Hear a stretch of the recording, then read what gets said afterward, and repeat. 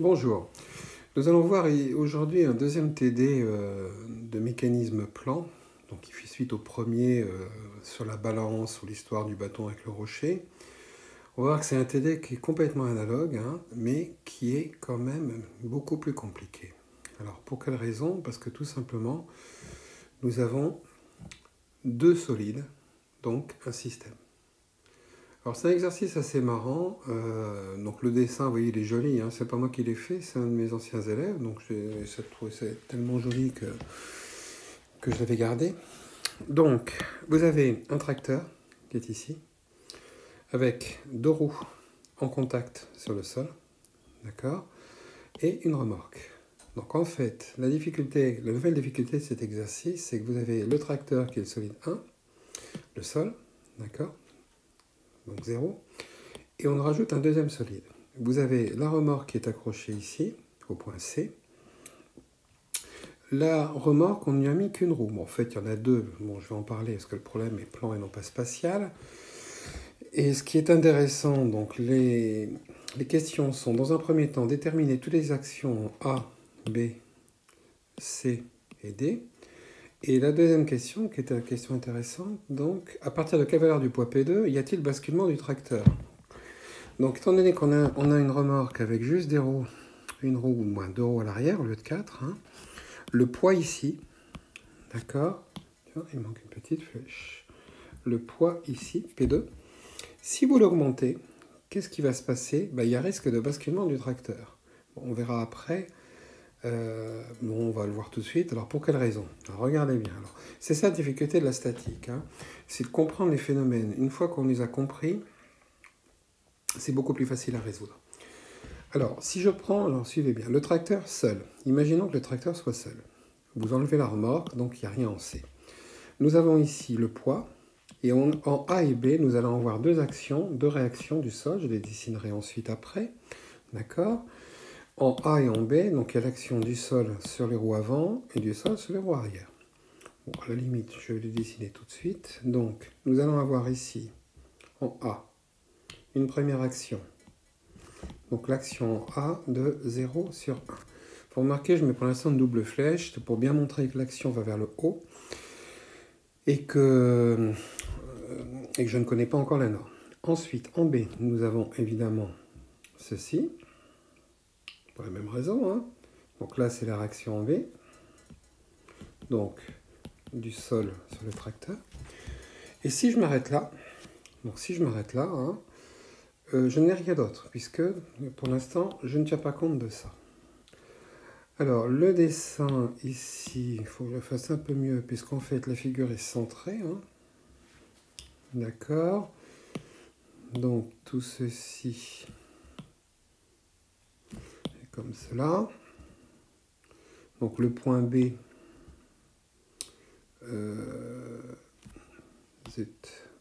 donc le point B, on va dessiner, est ici. Puisque là, on a fait l'hypothèse que le poids était centré. Donc, de chaque côté, vous avez 1300. Alors, attention, ce sont des millimètres, non pas des mètres, c'est-à-dire 1,30 m, c'est-à-dire que la distance entre les roues est de 2,60 m. Bon, si vous avez assimilé le TD précédent, il est évident que, étant donné que les distances sont égales, les deux actions ici sont égales, c'est une histoire de moment, ils vont valoir la moitié du poids, puisque la résultante statique dirait que le poids P1 qui va vers le bas s'oppose donc aux deux réactions, et comme les distances sont égales, A et B valent la moitié du poids. Bon, je ne le résous pas, de toute façon, nous, le problème, c'est qu'il y a quelque chose ici.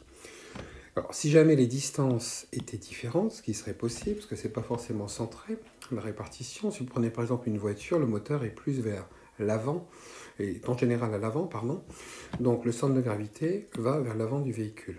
Donc les répartitions entre A et B va dépendre des rapports des distances. Donc c'est le TD précédent. Bon. Là, le fait qu'on ajoute la remorque, ça va compliquer considérablement le problème. Car si on ajoute la remorque, vous allez avoir la remorque qui est ici, le poids P2 avec le point D. Vous allez avoir dans le rapport des bras de levier qui sont ici, donc 600 et 3160, la remorque seule a tendance à basculer comme ça. autour du point D. Et donc à appuyer ici. Donc ce qui veut dire, si je dessine ici, vous allez avoir là la force en C de 2 sur 1. D'accord? Donc le poids, la remorque, étant donné que je n'ai qu'un point d'appui ici, fait basculer la remorque et vous appuyez ici. D'accord? Et donc là, si j'isole uniquement le tracteur, ben, c'est plus aussi simple, puisque vous n'avez plus que 2 forces, mais vous avez 3 forces. D'accord?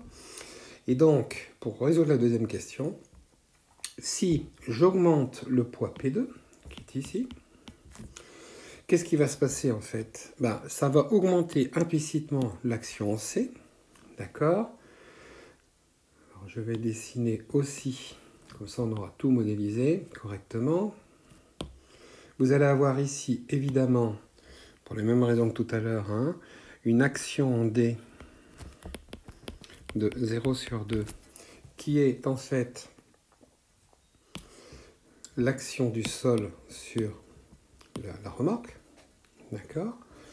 Donc si vous augmentez P2, il est relativement évident que D et C vont augmenter. Plus vous chargez la remorque, en fait, plus P2 augmente, plus C augmente, et plus vous appuyez.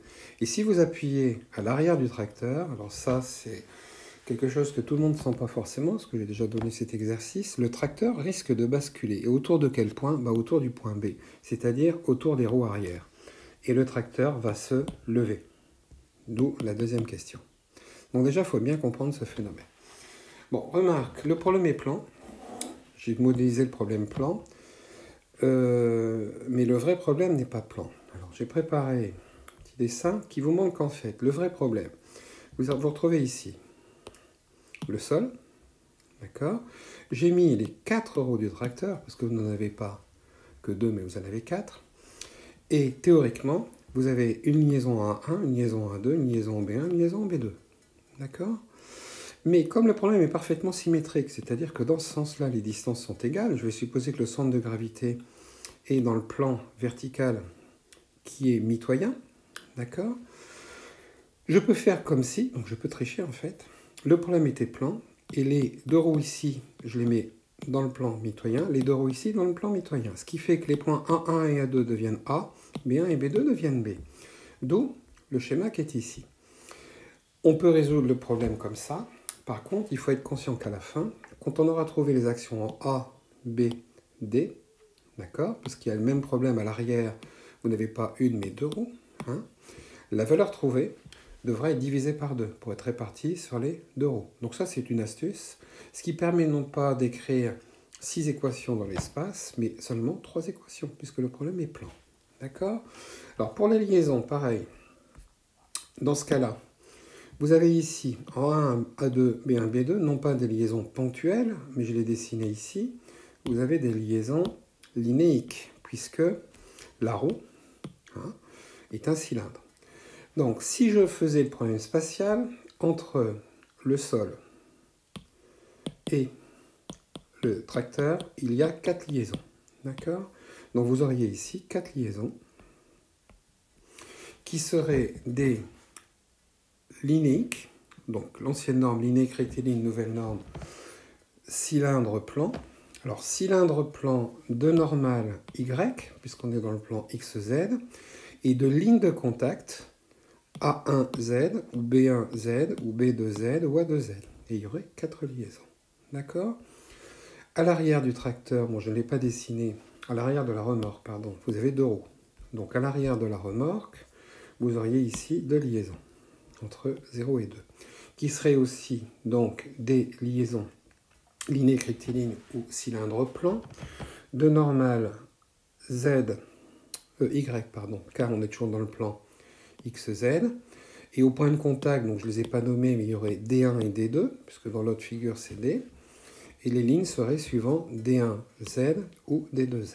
Ok? Ensuite, pour l'accroche de la remorque sur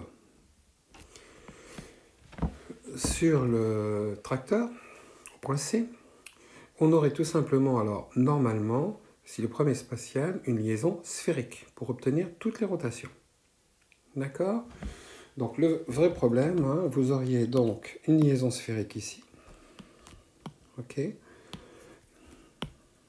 donc une liaison sphérique ici, 4 liaisons cylindre plan entre les roues du tracteur et le sol, et 2 liaisons cylindre plan entre la remorque et le sol. Donc on pourrait le faire comme ça, mais ça serait s'embêter pour rien. C'est pour ça que on va prendre un problème plan, d'accord? Et dans le cas du problème plan, ça va être beaucoup plus simple puisque nous n'avons plus que 2 liaisons qui sont ici. Et comme nous sommes dans le plan, c'est un cercle sur une droite, c'est une liaison ponctuelle. Idem ici, idem ici. Donc, conclusion, nous allons obtenir comme graphe ceci. Donc, ici, la liaison 1, la liaison 2. Donc, c'est au point A, au point B. Donc, ça, c'est pour info. Hein. Qui sont donc des liaisons ponctuelles de normale Y, ancienne norme, et nouvelle norme, on dirait sphère plan de normale Y au point A ou au point B. D'accord? Ici et ici. Pareil à l'arrière. Donc à l'arrière, nous aurions évidemment ceci. Donc la liaison L3, point D, pour info. Donc la liaison est aussi ponctuelle à ce niveau-là. D'accord? Là. Donc nous avons une liaison ponctuelle de normale Y, toujours, hein, ou sphère plan de normale Y. Voilà. En C, alors en C, on pourrait mettre une rotule ou sphère-sphère, mais là, de toute façon, puisqu'on est sur un problème plan, les seules rotations sont autour de l'axe Z. Donc en C, on pourrait mettre une sphérique, hein, ou sphère-sphère, mais en fait, une sphérique ou sphère-sphère dans le plan, c'est une pivot. C'est-à-dire qu'en fait, vous n'avez qu'une seule rotation autour de Z. OK? Puisque là, le problème est en plan, le tracteur ne va pas tourner autour de Y, d'accord, ou autour de X. Donc voilà pour la modélisation. Donc déjà, très important à comprendre. Nous allons rajouter sur ce graphe les actions mécaniques extérieures. Donc par exemple, bon, je vais rajouter en vert ici, nous avons le poids P1 en G1, et nous avons ici le poids P2 en G2. Tout simplement. D'accord? Donc, je vais maintenant faire la modélisation de tous les torseurs d'action mécanique. Donc, premièrement, bon, puisque je viens d'en parler, nous allons avoir l'action de la pesanteur sur 1, notre tracteur, donc qui va être P1 en G1. Donc ça, on a vu dans la vidéo précédente, c'est un glisseur. Hein. Donc le moment du poids est nul en G1, et P1 vaut donc moins M1G suivant Y, tout simplement. Donc GY est ici. Alors le poids est donné là directement hein, en décanewton. Donc la masse n'est pas donnée, donc je vais corriger. Donc on va écrire, bon, M1G n'était pas faux, hein, mais je vais donc écrire moins P1 en Y. Bon, remarque importante, hein, le poids est donné en décanewton. Alors pour quelle raison? Alors faire attention, décanewton n'est pas normalisé. Un décanewton c'est 10 newtons, donc ce qui veut dire qu'en fait le poids P1 vaut 80 000 newtons. Mais l'avantage de donner les poids en décanewton, c'est qu'on voit tout de suite que la masse vaut 8000 kg. Puisque G fois 10, G vaut 10. Et 8000 fois 10, ça fait bien 80 000. Donc attention, hein, bon, avant on parlait en kilogrammes force, pédagogiquement nous, on arrête parce que après vous confondez la notion de force et la notion de masse. Hein, mais l'avantage d'écrire ça comme ça vous montre qu'en fait le tracteur pèse 8000 kg, 8 tonnes, donc c'est un gros tracteur. Hein, mais le poids vaut donc 80 000 newtons ou 8000 décanewtons. Donc idem pour la remorque, hein, elle est donnée donc à 10 tonnes, ou 10 000 décanewtons en newtons, hein, et donc ce qui fait 100 000 newtons pour son poids. Donc de la même façon, le torseur de la pesanteur sur 2, il va être écrit P2, 0 en G2, avec P2 qui vaut moins P2Y. Voilà. Bon, voilà les deux torseurs d'action de la pesanteur. Maintenant, il reste à modéliser les contacts ponctuels. Donc, de toute façon, la modélisation est faite ici. Hein. Je pourrais me passer des torseurs. Hein.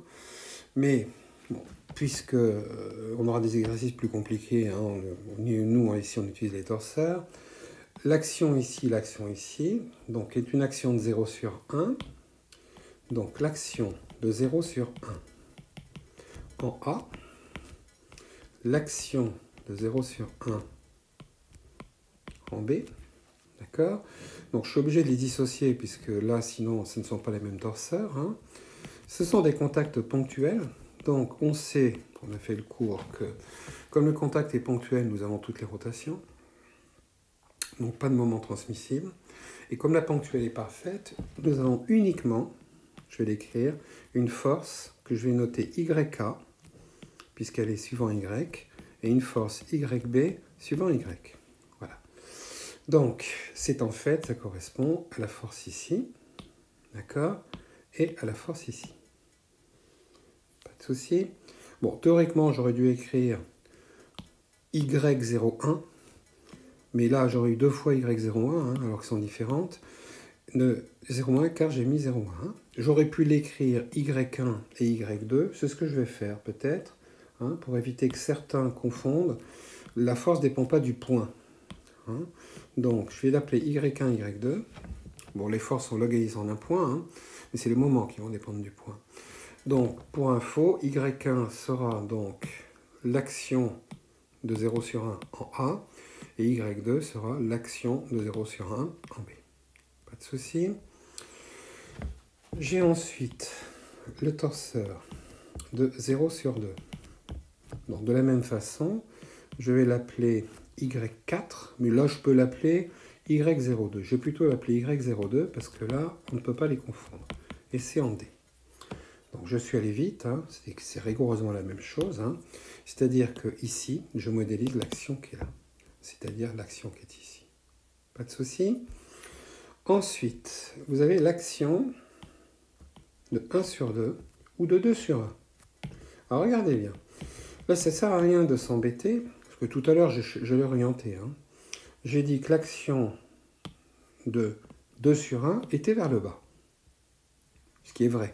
C'est-à-dire qu'en fait, vous appuyez ici. Bon, certains auront peut-être des problèmes pour le deviner. Donc, ce que je vous conseille,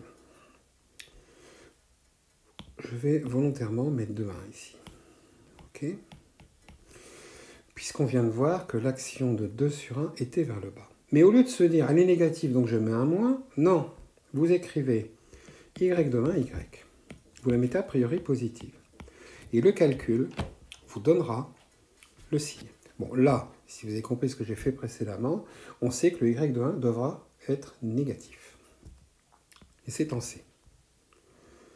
D'accord? Alors, c'est une pivot, elle n'a qu'une inconnue statique, donc ça peut paraître bizarre. Hein. Alors, je l'ai expliqué. Donc ça fait suite au cours sur les liaisons. Si la pivot est d'axe C, Z, parce que là, elle est bien en C et suivant Z. D'accord? Que le problème était 3D, on écrirait, alors c'est, entre 2 et 1. Donc, si le problème était 3D, on l'écrirait comme ceci.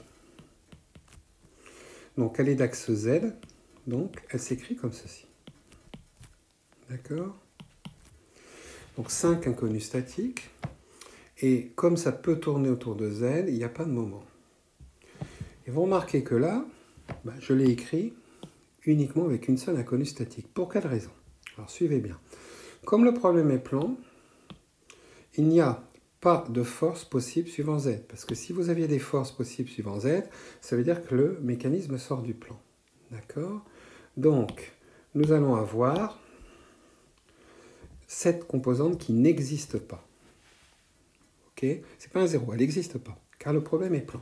Et pour la même raison, ça et ça n'existent pas. Pour quelle raison? Pourquoi? Tout simplement parce que, comme le problème est plan, la rotation autour de Y et la rotation autour de X n'est pas possible. Donc, il faut raisonner par l'absurde. Hein. Si on tourne autour de Y, le tracteur sort du plan de la feuille. Si on tourne autour de X, il sort du plan de la feuille. Donc, ces deux moments n'existent pas. Donc, théoriquement, une pivot dans le plan s'écrit comme ceci, elle a deux inconnus statiques. Tout simplement. OK? Et si vous remarquez, j'en ai mis qu'une. Pour quelle raison? Tout simplement parce que toutes les forces étant verticales, hein, celle-ci est aussi verticale. Donc je peux écrire un x21, mais de toute façon, dans les calculs, comme c'est la seule, le résultat statique sur x, somme des forces égale 0, on aura x21 égale 0. D'accord? Bon, voilà, ça c'est pour reparler des liaisons. Pas de souci? Alors, de la même façon, je vais quand même en parler pour faire le lien avec le cours qu'on a fait sur les liaisons. Vous remarquez qu'ici, les torseurs des ponctuels n'ont qu'une seule inconnue statique. Mais normalement, ce qu'on avait vu tout à l'heure, vous avez ici une liaison qui n'est pas ponctuelle, mais linéique. Donc, regardez bien. Je vais le faire ici. Si je fais le torseur de 0 sur 1, donc je vais l'écrire, je manque de place, je vais enlever ça. Je vais l'écrire ici. Donc si j'écris le torseur de 0 sur 1, donc au point A1 par exemple, dans la base B, si la liaison est linéique comme ça, d'accord, donc vous avez déjà une force transmissible suivant Y, donc là je vais écrire Y01, et pas de force transmissible suivant X et Z, comme on a vu dans le cours sur les liaisons. Ok. Ensuite, la ligne de contact qui est ici, elle est suivant Z.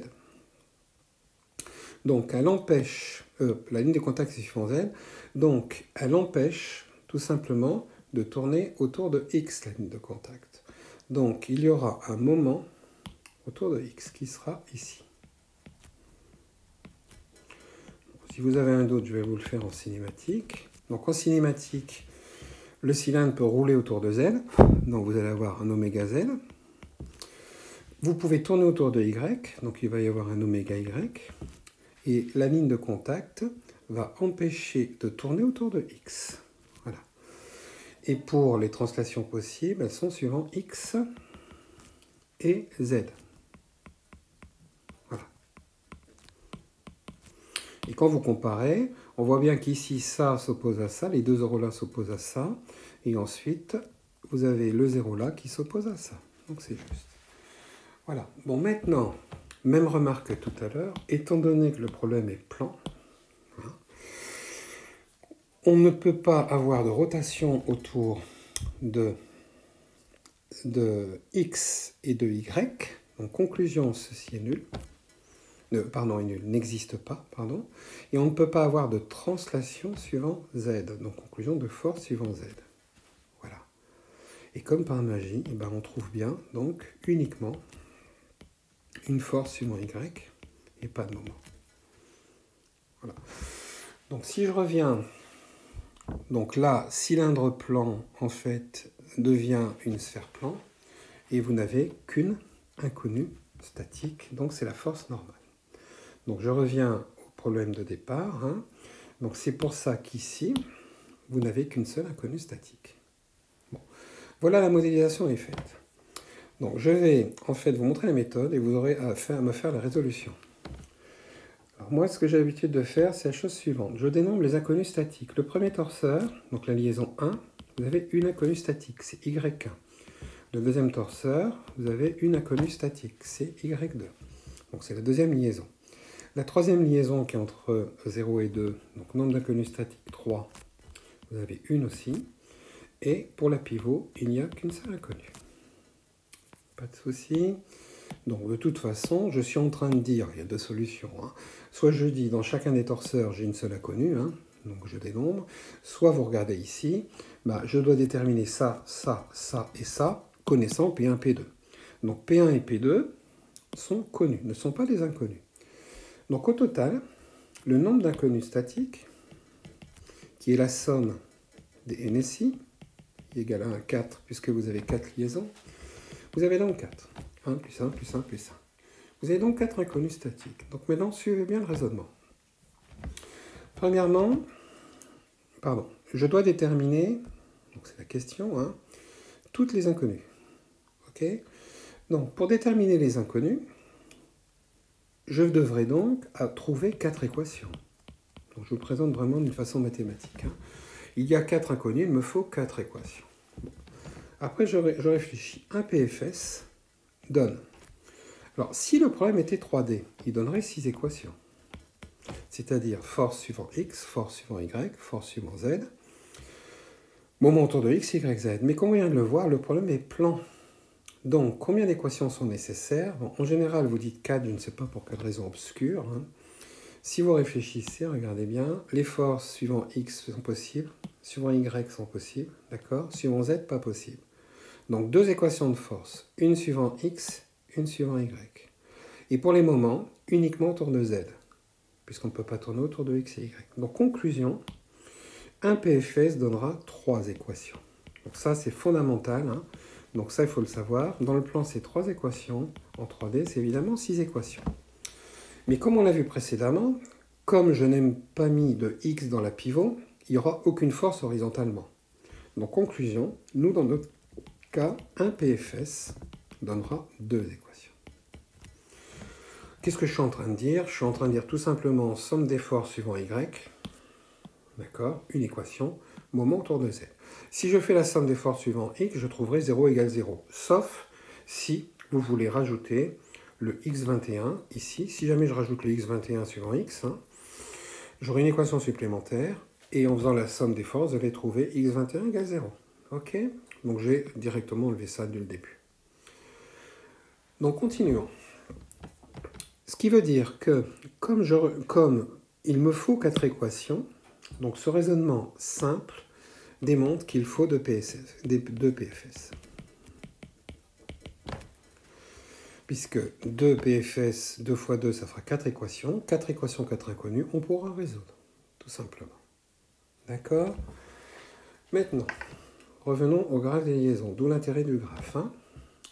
La difficulté, c'est que là, vous avez 2 solides. Donc, je vais mettre par exemple du bleu pour montrer ça. Soit j'isole un tout seul, premier isolement possible, et je trouverai donc 2 équations. Soit j'isole 2 tout seul, et je trouverai donc 2 équations. Mais je peux aussi, je vais mettre une couleur violette par exemple, isoler 1 plus 2. D'accord? Donc il y a 3 isolements possibles. Et en fait, on vient de démontrer, par ce petit raisonnement, que 2 isolements étaient suffisants. Pas de souci. Donc on isole soit 1 puis 2, première solution, soit 1 puis 1 plus 2, deuxième solution, soit 2, puis 1 plus 2. Donc on vient démontrer que quoi qu'on fasse, on va aboutir, puisqu'à chaque fois on trouvera les 2 équations qui donneront 4 équations, un système à résoudre, 4 équations, 4 inconnues, solution. Donc ce qui veut dire maintenant que mathématiquement, on pourrait faire n'importe quoi, n'importe quelle solution. Bon, là, on va réfléchir, on va aller un peu plus loin. Parce que suivant le PFS que vous appliquez, vous allez obtenir des équations plus ou moins simples. D'accord?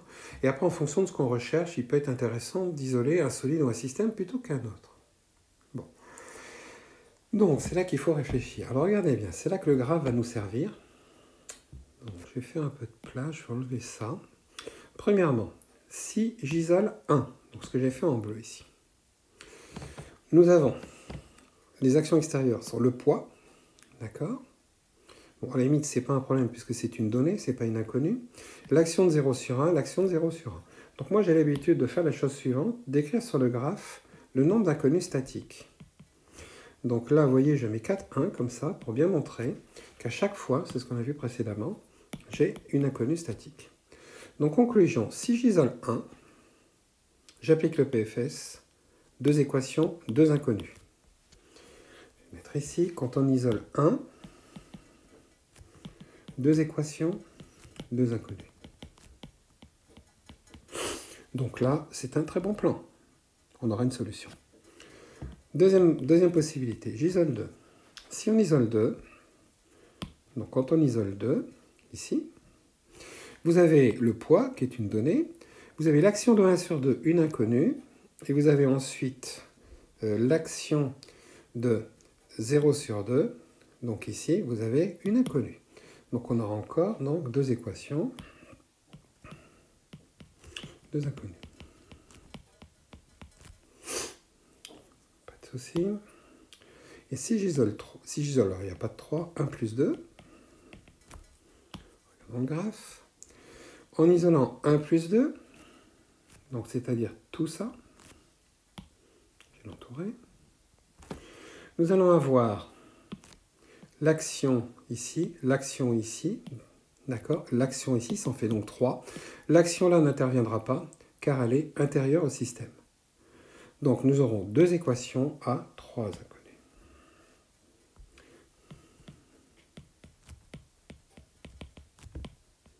Donc déjà, on voit que ce sera plus compliqué. Donc là, de ce point de vue-là, il n'y a pas trop à réfléchir. On isole 1, puis 2. On aura 4 équations. 4 équations inconnues. On résout et on a le résultat. Alors, c'est ce que je vais vous demander de faire.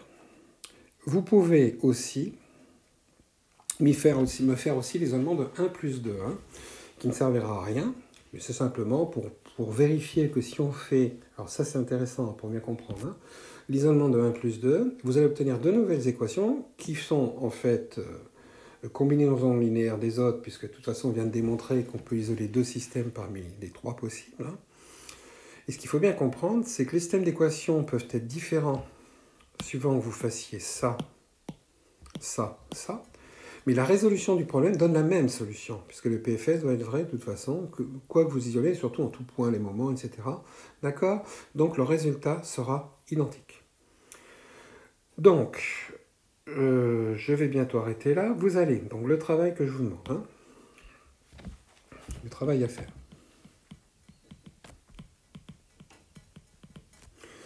Vous allez appliquer le PFS au solide 2 pour trouver les deux équations.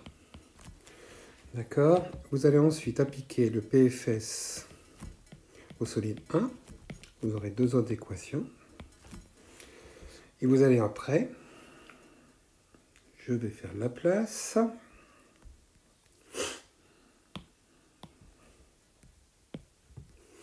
Résoudre ce système. D'accord? Donc, vous appliquez le PFSA 2. Vous me faites la résultante statique, ça c'est somme des forces égale 0. Et le moment statique, il va falloir choisir le point. Donc là, je vous laisse réfléchir pour trouver le point judicieux. Ensuite, le PFS appliqué à 1. Vous allez appliquer la résultante statique, puis le moment statique. Il faudra choisir le point. Parce que ça va dépendre du point. Donc j'en ai déjà parlé dans la vidéo précédente. De toute façon, M. Cambaretto dans ses vidéos aussi. Vous évitez de prendre évidemment G1 ou G2, parce que si vous prenez G1 ou G2, vous éliminez le poids, c'est une donnée. Il faut prendre toujours A, B, C ou D pour éliminer les inconnus, évidemment. Et après, si vous voulez pouvoir aisément répondre à la question 2, il y a une astuce. Alors, théoriquement, quoi que vous fassiez, vous pouvez répondre. Mais si vous avez compris ce que j'ai expliqué au début, quand on charge la remorque ici, la remorque bascule autour du point D et va appuyer ici. Donc, il est naturel de faire le moment statique en D. Comme ça, vous allez éliminer l'action en D, trouver l'action en C en fonction de P2. D'accord? Et après, il est aussi, je suis en train de donner la méthode, quand vous isolez 1, on appuie ici, et comme ça basculerait autour du point B, il est naturel de faire le moment statique en B. Donc vous voyez, la difficulté que vous allez avoir en statique, c'est ça, c'est de réfléchir. Parce que si vous ne réfléchissez pas et que vous faites uniquement tout un tas d'équations qui sont justes, c'est ce que je viens de vous démontrer en faisant ça. Quoi que vous fassiez, mathématiquement, on va s'en sortir. Mais si vous ne réfléchissez pas, vous aurez, dans certains cas, énormément de mal à vous en sortir. Donc je résume, puisque je vous ai donné la méthode, en fait. Vous isolez 2. Résultante statique, somme des forces égale 0. Vous faites équation de moment statique en D. D'accord? Ensuite, vous isolez 1. Résultante statique, somme des forces égale 0. Et vous faites l'équation du moment statique en B. Et après, 4 équations, 4 inconnues, vous résolvez, et vous allez pouvoir répondre à cette question. Et faites l'application numérique. Et après, vous réfléchirez par quelle méthode on peut trouver le basculement du tracteur. Donc voilà. Donc ce qui fait alors pas mal de choses. Écoutez bien la vidéo et vous me rédigez ce TD et vous me le renvoyez. Je ferai un corrigé en vidéo. Voilà. Je vous dis à bientôt et bon travail.